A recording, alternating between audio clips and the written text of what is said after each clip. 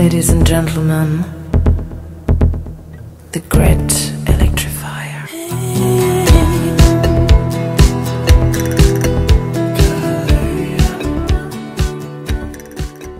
One single part of a wind turbine, the generator, uses what are called rare earth elements.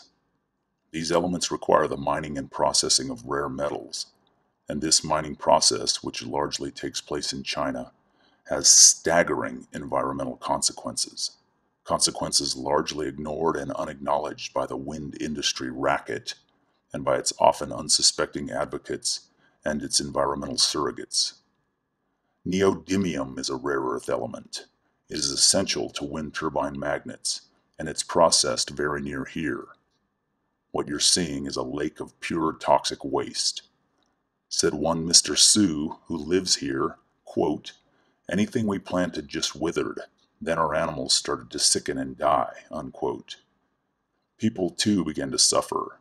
Villagers say their teeth began to fall out, their hair turned white at unusually young ages, and they suffered from severe skin and respiratory diseases. Many children were born with soft bones, and the cancer rates skyrocketed. Official studies carried out 5 years ago in this village indeed confirmed that there were unusually high rates of cancer, along with high rates of osteoporosis and skin and respiratory diseases.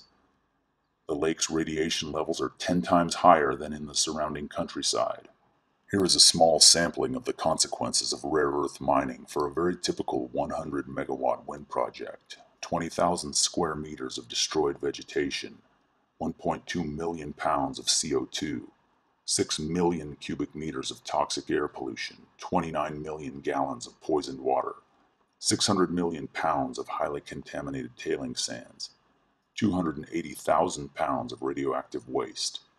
Quote, "No way of generating energy that's 100% clean and problem-free," says Craig Bennett, Director of Policy and Campaigns at Friends of the Earth. No shit. But now you tell us. One must ask, with friends like this, who needs enemies? But wait, I thought it was sustainable. If none of that means anything to you, try this. Since 1982, carbon dioxide emissions have been increasing by an average of about 500 million tons per year.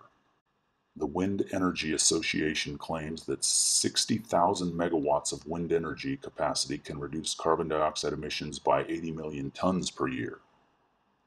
So, simple math shows us that if we wanted to stop the growth in global carbon dioxide emissions by using wind energy alone, we'd have to install about 375,000 megawatts of new wind energy capacity every year. How much land would all those wind turbines require? I'm glad you asked. Recall that the power density of wind energy is about 1 watt per square meter. Therefore, merely halting the rate of growth in carbon dioxide emissions with wind energy would require covering a land area of about 370 billion square meters, or 375,000 square kilometers. This is an area about the size of Germany, and we would have to keep covering that Germany-sized piece of land with wind turbines every single year. Think about that. As I've pointed out so many times before, the overwhelming majority of renewable energy proponents have not the faintest idea of what goes into even the most basic product creation, to say nothing of solar cells and wind turbine magnets, which are complicated. They therefore have no real idea what they're promoting and how destructive it actually is. And I still hear him call my name. Hey.